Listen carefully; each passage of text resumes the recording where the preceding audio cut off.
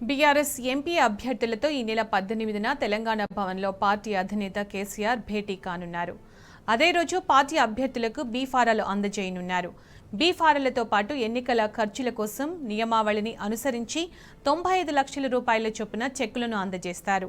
MP అభ్యర్థులతో పాటు party ఎమ్మెల్యేలు, ఎమ్మెల్సీలు, మాజీ ఎంపీలు, మాజీ ఎమ్మెల్యేలు, మాజీ ఎమ్మెల్సీలు, పార్టీ జిల్లా అధ్యక్షులు, జడ్పీ చైర్మన్లు, రాష్ట్ర పార్టీ కార్యవర్గ సభ్యులు, పార్టీ ముఖ్యులు పాల్గొంటారు.